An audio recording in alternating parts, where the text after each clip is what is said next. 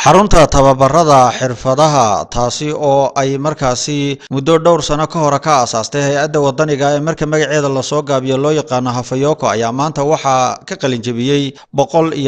arday 109 kaasi arday oo isugu jiray wiilal iyo gabdho ayaa waxa ay baranayeen muddo sanada xirfado kala duwan oo ay ka mid yihiin maamulka maareynta iyo kombiyuutarada oo ay inta badan gabdhuhu baranayeen nijaarada wastaadada iyo dabgelinta guryaha oo ay saddexda farsamo ee kalena intooda badan ardayda baran ay ahaayeen wiilal xafladan oo si fiican loo soo agaasimay laguna qabtay xarunta iskuulkaasi tababarka xirfadaha ee Hafayoko oo ku yaala galbeedka Boorama ayaa waxa ka soo qayb galay maamulka waxbarashada ee gobolka Awdal gudoomiye ku-xigeenka golaha deegaanka ahna ku-xigeenka magaalada Boorama waalidiin ardayda qalin jabinaysa iyo marti sharaf kale oo horeenalkaasi waxa ka hadlay mudane Ibrahim Saciid oo isagu ah agaasimaha hay'adda Hafayoko ee gobolada Awdal iyo Salal waxaanu ka warbixiyay marxaladii kala duwan ee ardaydaasi soo mareen bilood 12 bilood waxa dheeraa bishaas soo leeyahay internship program oo aanu ardayda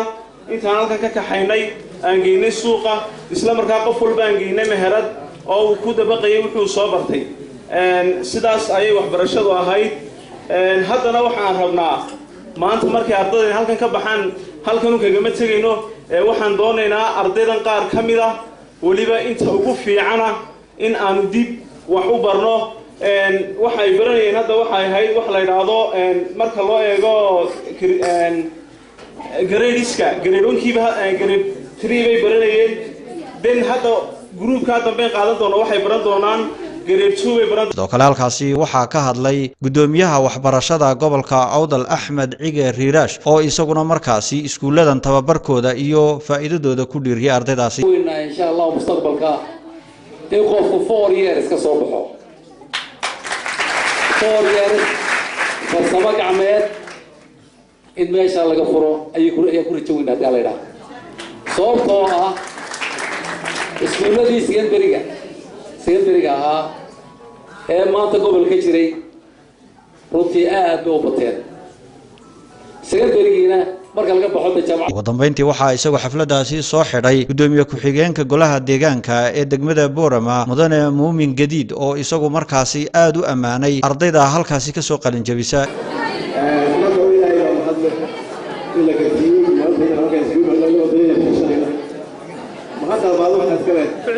hay'adda wadaniga ah Hafayoko oo noqotay warshadii waxbarashada ee gobolka Awdal waa halka ninka ayuu guuri waxa ka horeysa jaamacadda Xamuud umago sababtoo ah laba dowladood waxa leeyahay cilmiga alfarteen haka muuqdo degmadiina iyo gobolkiina waa inuu xilligaas ka muuqdo ugu dambeyntii ardayda halkaas ka qalin jabisay ayaa waxa lagu gudoonsiiyay shahaadooyin markaasi cadeynaysa aqoonta ay halkaasi ka soo barteen muddadii sanadka ahayd oo ay ku jirtay markaasi bil iyadoo ay xirfadooda ku soo tijaabinayeen meelaha kala duwan ee ardaydaasi ay wax ka soo barteen dugsigan ayaa isaga waxa lagu sheegay in dhawaan laga dhigi doono mid markaasi xarun tababarka xirfadaha ah oo markaasi muddo sanado badan ay ardaydu markaasi ku baran doonaan aqoon kala duwan xasan ciise television Universal magaalada Boorama